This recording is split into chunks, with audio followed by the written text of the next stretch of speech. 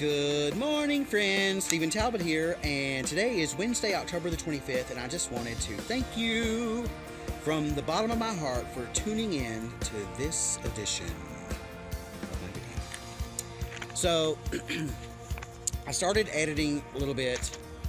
I hope you guys will tell me in the comments whether you think it's worth it, because it took me forever to edit the last video, and I'm probably not going to edit this one, but I don't know. What do you guys think? What do you think? I did make notes of what I wanted to talk about today, because I just wanted to make these videos a little bit more streamlined and not jibber jabber so much. So today I want to talk about how to inspire confidence and find your uniqueness in the world. And I am by no means the expert, and I have not figured all this out, but you know, I like to share things that I find interesting, and I came across a Huffington Post article called Self-Confidence, 4 Ways to Build It So You Can Live the Life of Your Dreams. And the author, Lisa Haisha, I'll link to the article below, but she talks about 4 things that you can do to inspire confidence and find your uniqueness in the world. So I thought that I would go over them with you and sort of, you know, put my own spin on it. No plagiarism here. I'm just gonna like paraphrase a little bit about what she talks about and then add my own little spin. So I hope that's all right. So she talks about, the article opens up with her talking about being in her early 20s and how she met a guy named Pete Wilson, who was a politician running for governor in the state of California. And she asked him how he got his drive and stamina to run for office, because of the way that, you know, political races are so freaking vicious, as we all witnessed with the Hillary Clinton and the Donald Trump race. It can get pretty freaking vicious. So she was talking about how, you know, you really have to believe in yourself, and she wanted to know how he got the stamina to even deal with all the bullshit.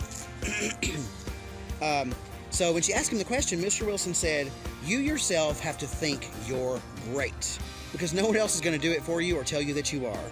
His words are so true, as she said in the article, and I have to agree with that. Like, you have to believe in yourself. It's okay to have other people believe in you for you, but they can't do it for you. Having other people believe in you is just sort of icing on the cake. And it's certainly helpful, but it's not going to get the job done, if you know what I mean. You have to build your own self-confidence and not depend or wait for anyone else's approval. And that is spot on. So I just wanted to share that with you. So here we go with the 4 things. The first one is acknowledge your uniqueness. There's no one else like you on this planet. No one else looks like you or has the same talents or perspective as you. If we each focus on what we bring into the world to share, there can be no comparisons, envy, or regret, which is so true. Fuck the haters. If everybody would just do what they're good at and be confident in themselves, we wouldn't even freaking have haters. This is probably going to fly. That's what you need.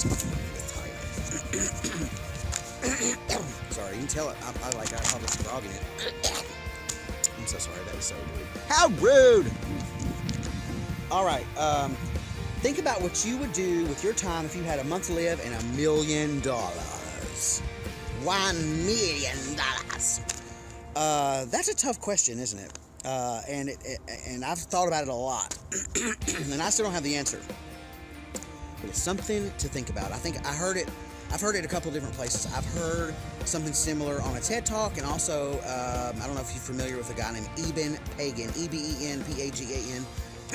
He has like online courses, and he's like a motivational speaker. I heard him one time say, you know, if there was a genie in a bottle and it popped up and said, "Look, money will never, ever, ever, ever, ever be an issue again, but you have to go to work every day. What would you do?" So if you think about that scenario, if money's not an issue, which all of us are, you know, a lot of people are into the whole daily grind, and they're just trying to make ends meet. But what if money was not an object and you still had to work? What would you do all day? What would you do that you loved to do that didn't feel like work? That is a tough nut to crack. And what would you do to change the world? What would you do? What would I do? I don't know. Think about it. I've been thinking a lot about it. I have some ideas, but nothing conclusive yet. I don't know. Just really, really something deep to think about. If money was not an object, what would you do? What is it that you love so much that you would just do all day for free? Right? Because money's not an issue. What would you do? I think it's so hard to step out of the daily grind and take the risk, the risk that it requires to do what you really love to do and not worry about money. I think we'd all be much happier if we did that. And I think money, I honestly think that if we followed our dreams and our passions and did stuff that we loved to do, I think the money would follow. And I need to take my own advice. Faux show. All right, number 2. Confront your fears. Facing circumstances with courage and poise strengthens character and builds self-confidence. I could not agree more. Face your fears. Face your fears. So, an example I have of this is when I first became a travel agent. I wanted to experience and travel the world, right? Like, I wanted to see different cultures. I wanted to get the hell out of this country just to experience it and try it out.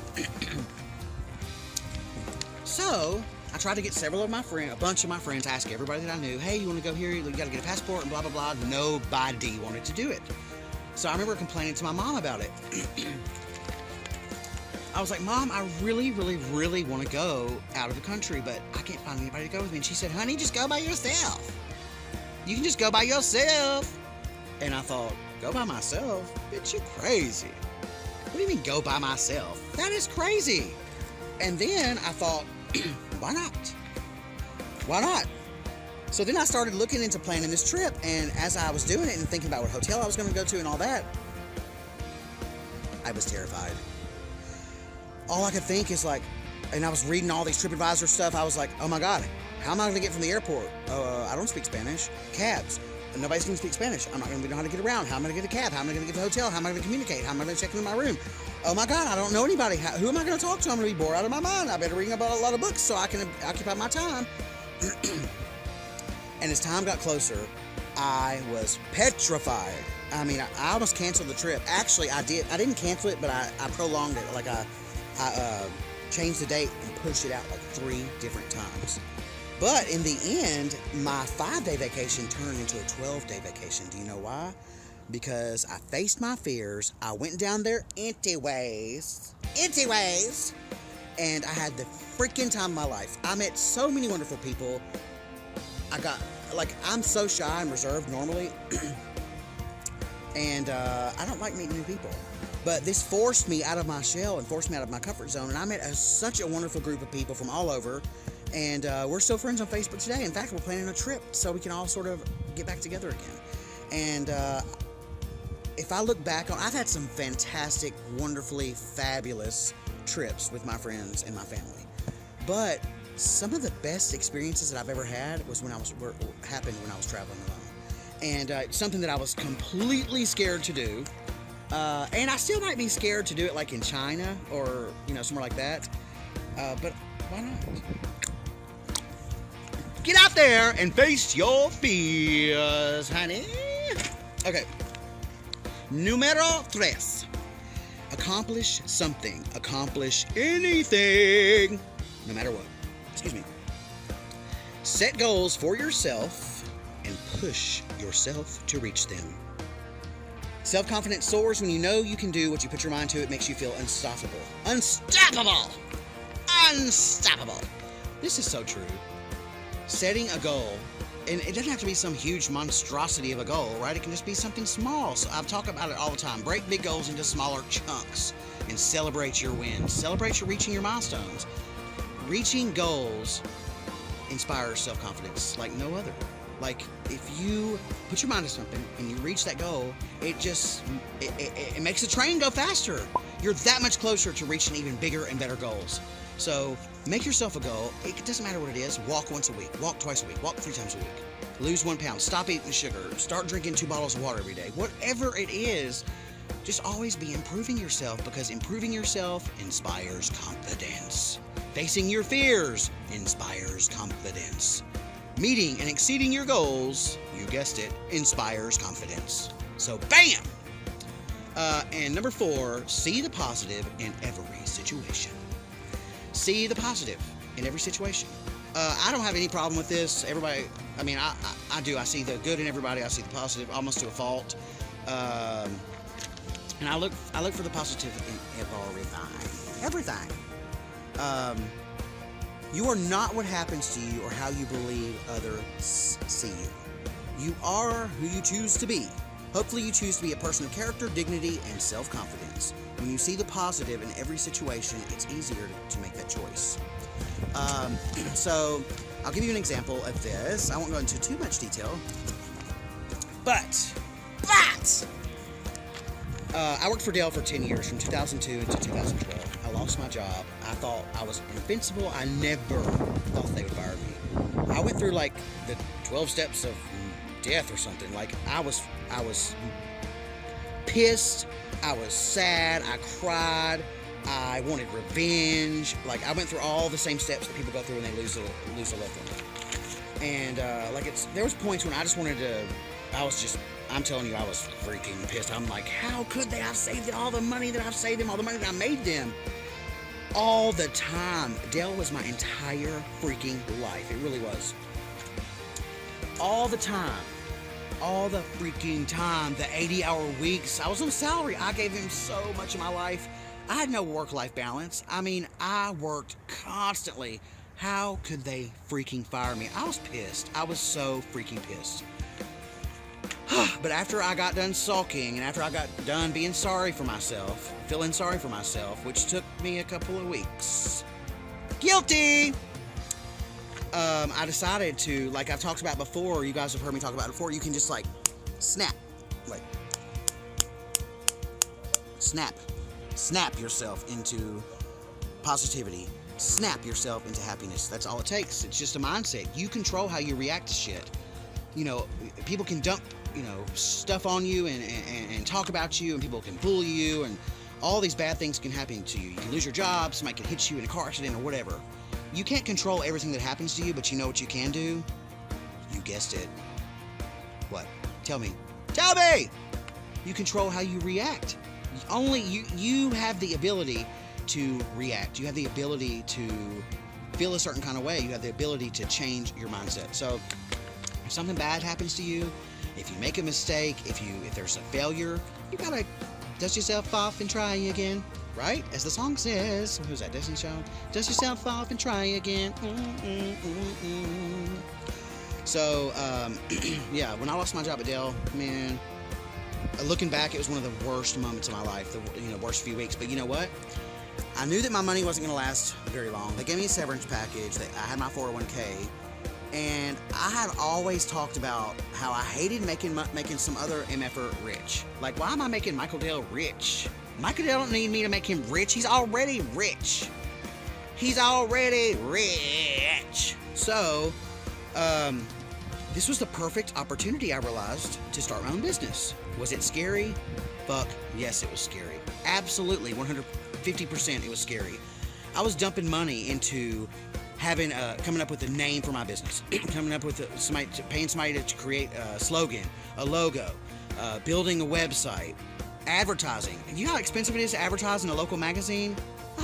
It's like $2,400 for like 4 issues of a local paper. A local gay paper that don't even got that many users, or that many readers, or that big of an audience.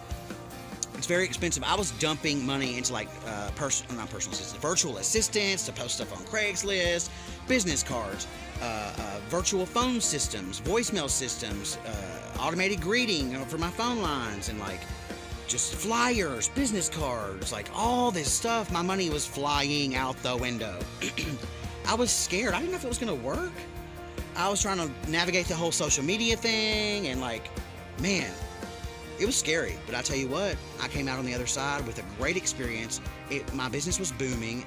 It's for another day. Like, I enjoy booking travel for people, but I got so tired of people talking about, can you hook me up? Can you get a better price on this $299 cruise? I'm like, no. At first I was so hungry for the business, I would do anything for anybody. And today, if somebody calls me and they're like, hey, can you book me a hotel room? My budget's $69 a night. I'm like, go to Expedia, bitch. Because, it's not worth my time. Somebody that's super, super cheap. I mean, I understand I'm cheap. Everybody's cheap. But me personally, I don't want to spend 2 hours on somebody cheap that's going to like try to Jew me down. Oh, that's an awful thing to say. Scratch that. That was a very, I think that was racist. Jew me down. My mom used to say, or I grew up saying that. But anyways, sorry. I didn't mean to offend anyone. It just rolled out off my tongue. People to try to chew me down on price, right? I got so tired of that. And for some reason, it's the people who are cheap that will take up all your time. Like they're only paying $59, and then they want to call me and complain because there's like a rip in the carpet at the hotel. Girl, what do you expect for $69, honey? I don't work miracles. I ain't Jesus, but I ain't Black Jesus.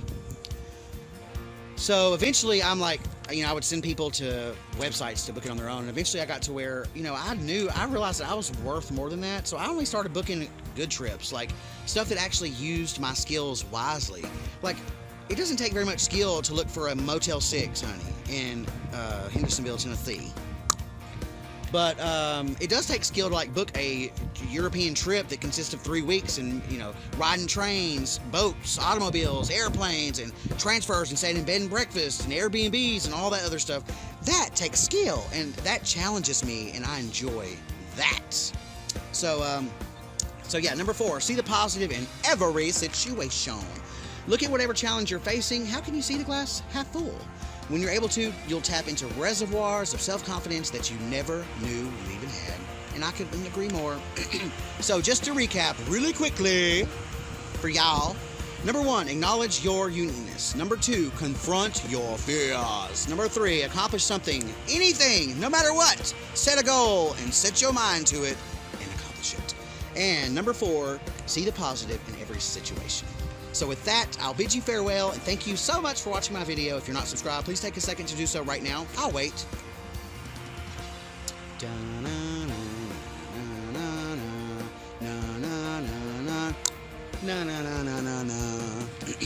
Did you subscribe? I'm watching you. For real, subscribe please. Share it with your family and your friends. Share it on Facebook. Share it on Twitter. I'll love you forever. If you like this video in particular, if you were inspired, if you were entertained, please give me a thumbs up. I would greatly, greatly appreciate it. And if you have any questions, comments, concerns, suggestions, or if you think I'm cute, let me know in the comments below. And until next time, as always, enjoy yourself.